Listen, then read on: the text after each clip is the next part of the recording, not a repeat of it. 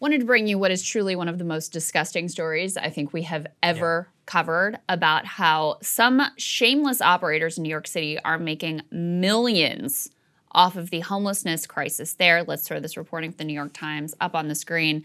Housing boss earns $1 million to run shelters despite a troubled past. The subhead there says some executives at nonprofit groups that operate New York City homeless shelters are benefiting from the plight of the people that they serve. And I just want to read you the opening couple of paragraphs here. It says, soon after Jack Brown III quit his job at a private prison company, his former employer accused him of fraud.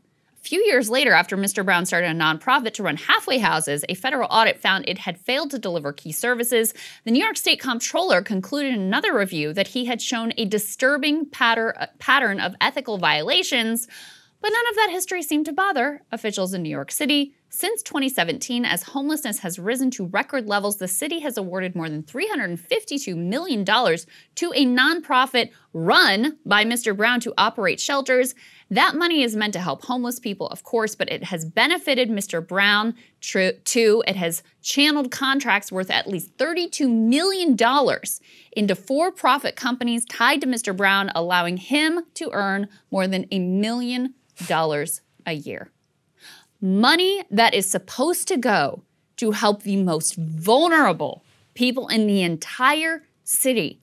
And he is making millions. And by the way, the investigation goes on to show that he is not alone in these sort of exorbitant salaries. Part of the way that he does this is, as they sort of indicate there in the beginning, not only does he run the shelters, in some cases he owns the building that he rents to them. He runs the company that provides the food, that provides the janitorial services. So he is running all aspects of all of the companies that relate to these shelters.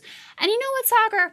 It would be absolutely abhorrent even if he was doing a good job at these things, but the residents who are living in these shelters say that they're filthy, that there's rats, that there's vermin, that there's violent fights in the hallway, that they are an utter and complete disgrace, while this man, and by the way, some of his family members in on the deal brother, as well, making millions of dollars, skimming money from the people who need it the absolute most. What a complete and utter disgrace. No, and actually, if you read even more into it, you can see that he uses the nonprofit to funnel money to all sorts of different places. So one example is he has a firm, which he already has a substantial stake in, that then gets over $3 million in rent from the nonprofit. And so then he can draw for-profit salary from the firm that's getting the rent, and he's the director of the nonprofit itself. It's the same thing. He's got for-profit companies that all provide key services. So other examples, though, is he's also stacked his family members, not only on the boards here, but on the boards of all of these for-profit entities, which are then making and raking in all of this money, which is all provided by the city. Now, previously, he was a top executive at a private prison contractor, which is kind of amazing. And actually, that same one had a bribery scandal in Albany, and it was even fined $300,000. As you already pointed out, we already know that the services themselves that they're receiving in the shelter are not even good. So what he's doing is he's skimming millions of dollars, not just for himself, but everybody else off of the top, and creating this whole nonprofit industrial complex. New York City, because housing is right there, has to funnel the money to somebody, and they can't do it natively. So he's the one who takes the money, presents, the board, their obligation, they can do a box check, making millions of dollars here on the side. It's just a total and complete scam. And it's, look, it's actually, basically, if you want to look into homelessness grift, like, this is what a lot of it looks like. Oh, absolutely. Yeah. LA, Austin, a lot of cities are doing the exact same thing. I just cannot imagine being able to sleep at night. I'm bilking millions from the people who are the most vulnerable. And as you described it, it's like the nonprofit that he's the head of is like the center of the wheel. And then all the spokes around it are these for-profit enterprises that can get contracts from the nonprofit.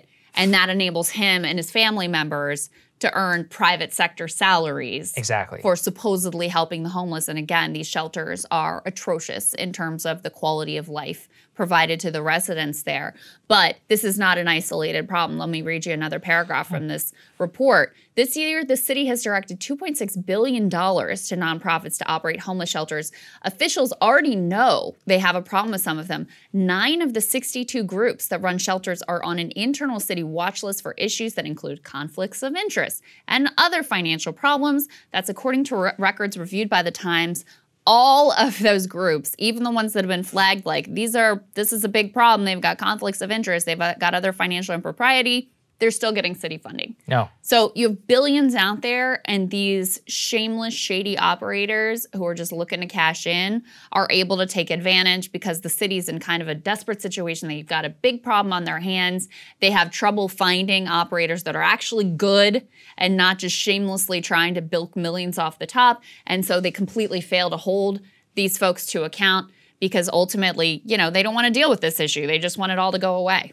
No, exactly. And the more you look into it, it's all part of the broader system. And we should underscore once again that like the people at these shelters are the ones who are being screwed because not only are they homeless, but the guards apparently sleep during fights, and undercooked food has been giving the residents stomach problems. So not only are the most vulnerable people who the money is supposed to be being spent to actually being screwed over, this dude is making $1 million a year on top of money funneling to his family members. So as you said, I don't know how the man sleeps at night, but it ain't just him. There's a lot of other men who are implicated in this as well. Yeah, that is exactly right. And right now it says about 77,000 people are homeless living in New York City.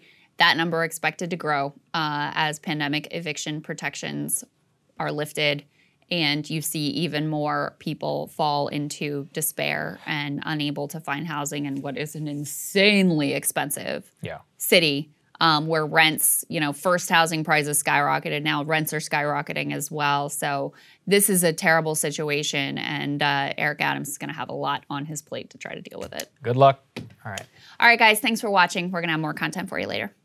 Hey guys, thanks so much for watching. That's right. Just as a reminder, you can become a premium subscriber today. Watch the full show completely uncut, our reactions to each other's monologues. You get to listen to it, you get to ask us questions, all that good stuff. Link is right there in the description or at breakingpoints.com. Best of all, great way to say screw you to the mainstream media.